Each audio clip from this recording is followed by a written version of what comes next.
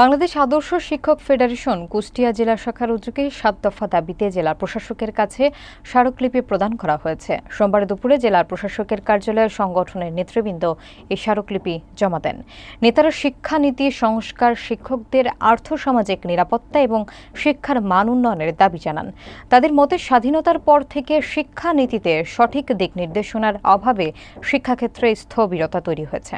বিস্তারিত দেখুন মোহাম্মদ মঞ্জুরুল ইসলামের প্রতিবেদনে। কুষ্টিয়ায় বাংলাদেশ আদর্শ শিক্ষক ফেডারেশন জেলা শাখার নেতৃবৃন্দ জেলা প্রশাসকের কাছে ৭ দফা দাবিনামা জমা দিয়েছেন।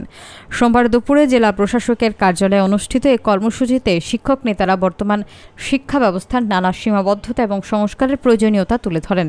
তারা বলেন, স্বাধীনতার পর থেকে শিক্ষানীতি এবং শিক্ষাক্রমে ধারাবাহিকভাবে সঠিক দিক নির্দেশনার অভাবে শিক্ষার মান ক্রমেই নিম্নগামী হয়েছে। তাদের মতে শিক্ষা সংস্কার ছাড়া জাতি গঠনের স্বপ্ন বাস্তবায়ন সম্ভব নয়। সংগঠনের পক্ষ থেকে জানানো হয়, শিক্ষকদের আর্থসামাজিক সুরক্ষা, বেতন কাঠামোর উন্নয়ন, প্রশিক্ষণ সুযোগ বৃদ্ধি এবং শিক্ষা প্রতিষ্ঠান পরিচালনায় স্বচ্ছতা নিশ্চিত করার দাবি স্মারকলিপিতে উল্লেখ করা হয়েছে। তারা আশা প্রকাশ করেন, শিক্ষা উপদেষ্টা দ্রুত এসব প্রস্তাব বাস্তবায়নে কার্যকর পদক্ষেপ নেবেন। এ সময় জেলা প্রশাসক প্রতিনিধিদের কাছ থেকে স্মারকলিপি গ্রহণ করেন এবং তা যথাযথ কর্তৃপক্ষের কাছে পাঠানোর আশ্বাস প্রদান করেন।